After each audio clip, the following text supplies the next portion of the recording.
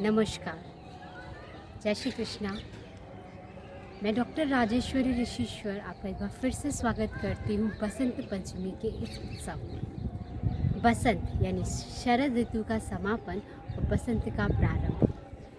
ये एक ऐसा मौसम होता है जब नवरात्रे तो होते ही हैं गुप्त, लेकिन साथ ही साथ प्रकृति में भी मानो एक नया उत्साह, नई उमंग दिखाई देती है। इस दिन जितना भी पेड़ होते हैं, जितने भी प्रकृति होती है, वो मानो बसंत के रंग में रंग जाती है, यानी पीली धानी में रंग जाती है। प्रकृति, इसे ऋतुराज कहा जाता है प्रकृति का। ये ऋतुओं का राजा स्वयं विराजमान है इस दिन। सारा का सारा ब्रह्मांड इतना सुंदर लगने लगता है जैसे प्रकृति ने अपनी सारी संपूर्ण छटा इधर बिखेर दी। बसंत पंचमी की जो कथा है, जो प्राकट्य है माँ सरस्वती का, वो इस प्रकार है कि ब्रह्मा जी ने सृष्टि तो उत्पन्न कर दी थी, लेकिन सृष्टि उत्पन्न करी लेकिन वो नीरस हो गए, उनमें रस नहीं रहा।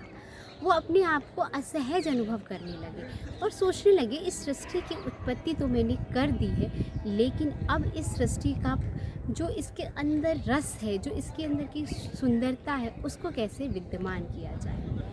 वो भगवान विष्णु के पास जाते हैं। विष्णु भगवान उनको एक उपाय के तौर पे कहते हैं कि आप एक थोड़ा सा जल लें और इस सृष्टि की संपूर्ण वैभवता को, संपूर्ण सुंदरता को, संपूर्ण ज्ञान को प्रकट करने के लिए भगवान से प्रार्थना करें और जल को पृथ्वी पर तर्पण के तौर पर डालें। अर्पण के तौर पर जब उन्होंने वो जल को अभिमंत्रित करके डाला तो एक 4 भुजाधारी श्वेत वस्त्रधारी कमल के आसन पर, हंस के आसन पर विराजमान माँ सरस्वती का प्रागट्य हुआ, जिनके एक हाथ वरदहस्त था, एक हाथ में माला थी, एक हाथ में वीणा थी और एक हाथ में पुस्तक थी। जैसे ही उन्होंने अपने वीणा के तारों को छेड़ना शुरू किया तो सारे संसार में मानो स्वर विद्यमान हो गए। सारा का सारा संसार ज्ञानवान हो गया और सारे के सारे संसार को ज्ञान की प्राप्ति हुई।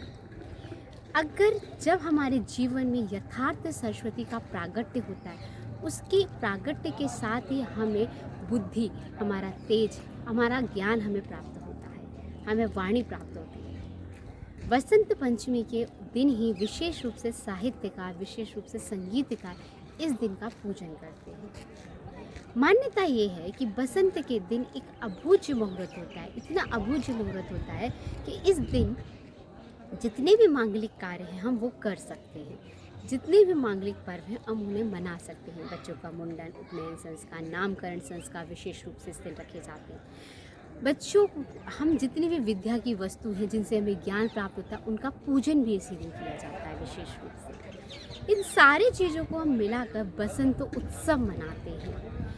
बसंत पंचमी के दिन एक बहुत ही प्रागट्य कथा भी है कि चैतन्य महाप्रभु जब वृंदावन रहा करते थे तो एक पंडित जो बहुत ज़्यादा विद्वान था, बहुत ज़्यादा विद्वान था, वो कई जगह पे शास्त्रार्थ कर चुका था और जब वो चैतन्य महाप्रभु से मिला तो उसने चैतन्य महाप्रभु ने गंगा को देखकर कहा कि आप गंगा के विषय में कुछ कहें। तो उसने 1 मिनट में, कुछ ही क्षण में, मतलब करीब करीब 100 श्लोक गंगा के लिए गायन करे।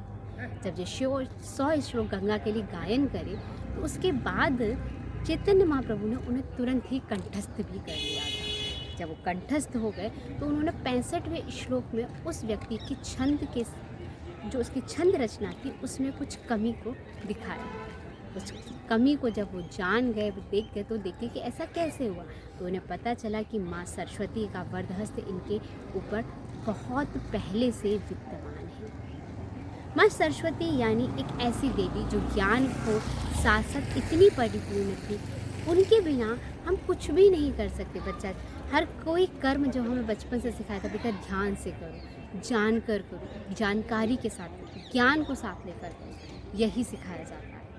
ये एक दिन का त्यौहार ज़रूर होता है, लेकिन ये एक दिन के त्यौहार का यही संदेश है कि अगर आपके जीवन में ऋतुराज बसंत विद्यमान है, यानी ज्ञान विद्यमान है, तो आपकी ज़िंदगी में महक, खुशबू कभी भी नहीं जा सकती। फूल एक जगह रहता है लेकिन उसकी सुगंध बहुत जगह व्याप्त रहती है।